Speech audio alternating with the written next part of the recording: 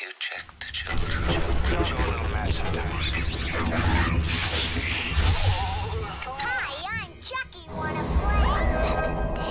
Sometimes. That is better. You're gonna need a bigger boat. Well, hello there, Fright fans. Welcome to the Horror Show. I'm Jaime and Fuego, and returning here on the Sunday of the Superb Owl to knock out a patron review for our buddy Sam Glass. What is up, good sir? Hope everything is wondrous for you. And this is a film that I had not heard a single peep about. And I think it's more so because of the fact that, despite the fact that it is listed as horror comedy, this is more so a comedy horror. And Cecil and I had this disagreement about whether, you can say a film is more a horror film or more a comedy, and you're like, no, it's a comedy horror, whatever, just leave it at that. I'm gonna very much stake my claim that this is much more so a comedy than a horror movie, and it's a film called The Civil Dead. And so I guess this premiered at Slam Dance in 2022, but it didn't actually get a proper release until 2023. I got the chance to watch it this past week on Showtime through Paramount Plus. So I guess if you have the Showtime add-on on whether it's Paramount or Prime or whatever your video streaming service is, that's your best spot to stream this, unless you want to just rent it on VOD. And so this is a collaboration. I just want to make sure I get these dudes' names right. So it is directed by Clay Tatum, and it's written by Clay Tatum and Whitmer Thomas, and they're actually playing themselves in this, which is kind of funny. So there is a meta aspect to it. So it was produced, it was written, and starring both of these guys, Clay and Whit.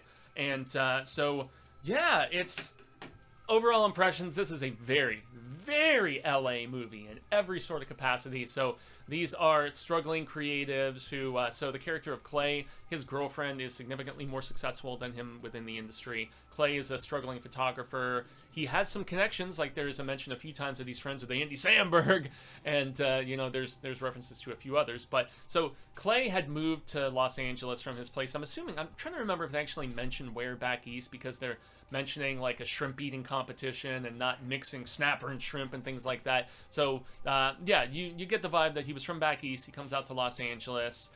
He's married to a woman who is significantly more successful than him, and he's just kind of a schlub, slacker, having trouble finding work, trouble finding rent. There is a very amusing scene early in this film at one point where he doesn't have his half of the rent, and his girlfriend, Venmos it over to him or whatever. And so she goes out of town, and while she's out of town, Clay actually is staging the house for potential rentals. So he makes a for rent sign, and then he has these people coming and touring their home, and he's like, yeah, I just need that $50 application fee. And so those are funny bits in this. This is much more so a comedy that has a sprinkling of some horror and drama throughout it. And I guess the only aspect of horror is the fact that Clay encounters a friend of his who is played by Whit, the co-writer and producer of this film and co-star in this case, because of the fact that, Whit just shows up all of a sudden when Clay is out trying to take some photographs and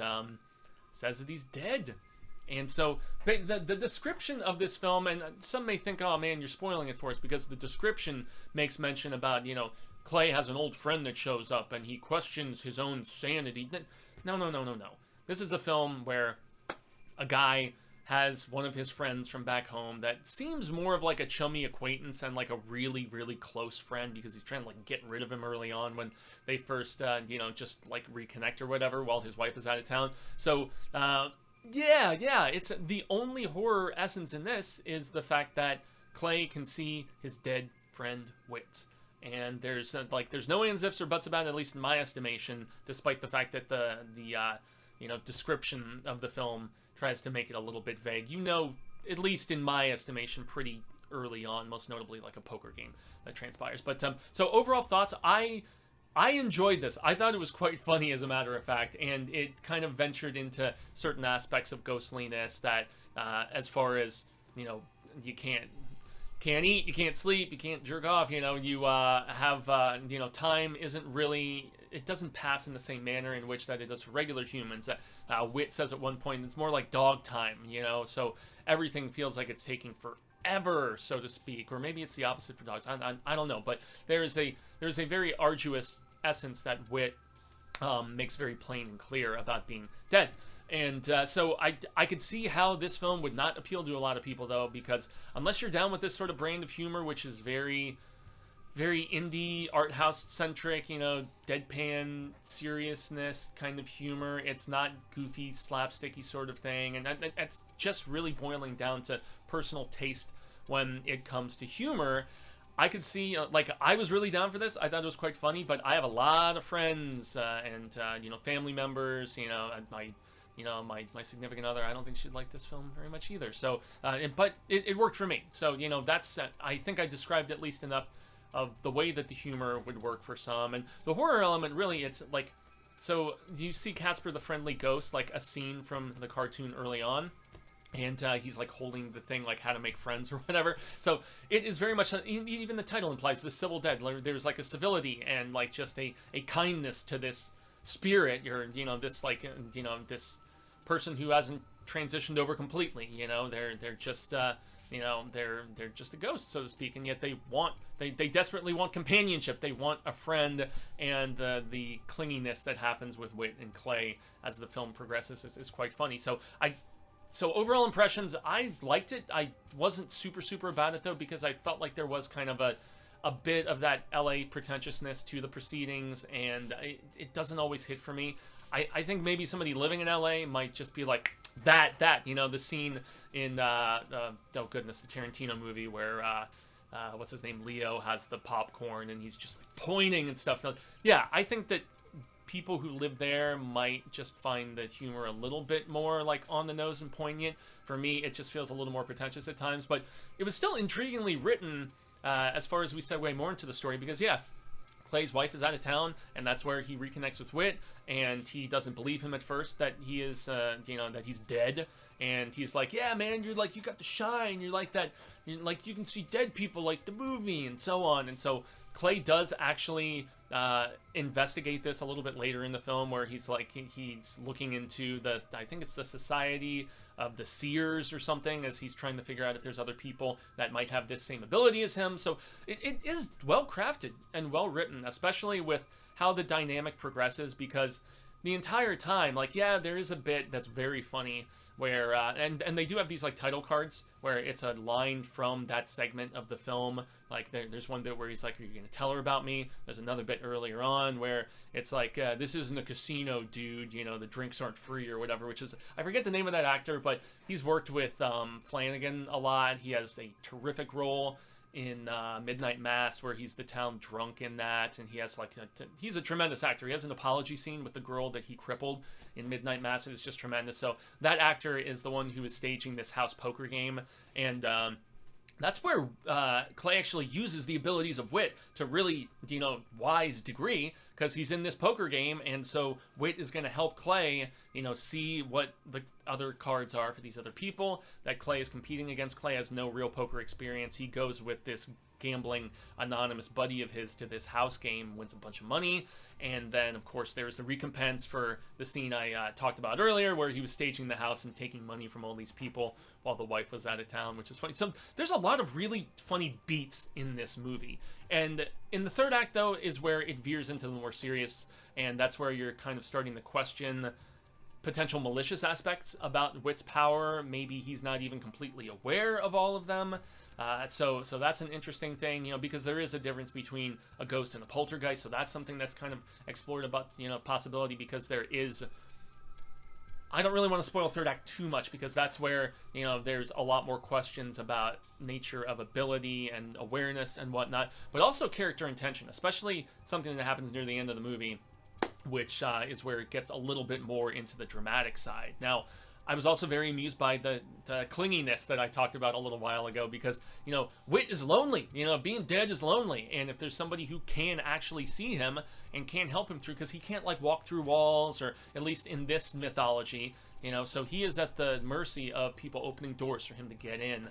There's a scene where Clay tricks him and locks him in his wife's car and just leaves him out there all night, and dude is so pissed. He's like, I'm not like a dog in a Walmart parking lot. So there's a lot of really funny writing in this, and dynamics, but gotta imagine, mention Clay's kind of a shithead, dude. He really is. He is a loser, and he's not super ambitious, and yet he's kind of teetering on how much he wants this friendship, this association with Clay. And so that's where I have to jump into the acting, because you can tell these guys have good chemistry. I mean, Clay is the one who directed the film, but the two friends produced it together, they wrote it together, they starred in it, so there is that sort of camaraderie and sort of chemistry, which is cool. And they do have an amusing sort of dynamic of both, you know, contentiousness, but yet also friendship at times. So the scene, excuse me, not the scene, the film does lose a little bit of steam about halfway through, where Clay is like, I need a week with my wife.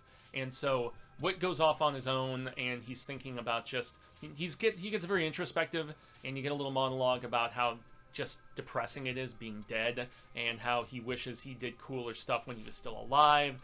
And he follows this couple that seem like they're on a Tinder date or something, and they go back to the house, and he's like gonna watch them getting down on the bang down. So, you know, ghosts and the voyeurism that has been joked about in certain films and whatnot, and also done to creepy regard in others. But yeah, he's just lonely, man, and so that's why he is longing for not just somebody who can see him, but also the fact that the irony of someone who can see him also being a friend that he knows from way back, you know, in their original home before Los Angeles. So, you know, but the clingy dynamic is what's really explored later in the film, and how Clay is wrestling with whether he wants to actually keep this presence around in his life, and, you know, who knows how long it would be before before Whit crosses over, if he ever would. And so the performances are really, really solid between the two of them. Everyone else is kind of secondary, honestly. You know, Clay's wife, she's all right, and whatnot. And there's, you know, the ancillary characters I mentioned that are there for like a scene or two. There's a moment where Clay is investigating the death of somebody named Cindy, and like even the dude is just you know, kind of deadpan when he makes mention of something that's happened with Cindy, and Clay's reaction, that character's reaction, like, yeah, I'm sad too, blah, blah, blah. So it really, it's awkward humor in a lot of ways, and that's where I have to just round back once again to the humor in this film. While I found it quite funny, it's not for everybody. As far as cinematography, so on and so forth, the actual filmmaking side of things, there's not really much to it. You know, it's very almost like mockumentary status, you know, a lot of handheld, but that sort of low budget works for comedic films like this, I gotta say, even if it does segue into the more serious and kind of horror themes, but not really ever embracing fully the horror. I mean, the third act has like some moments here and there, yeah, man,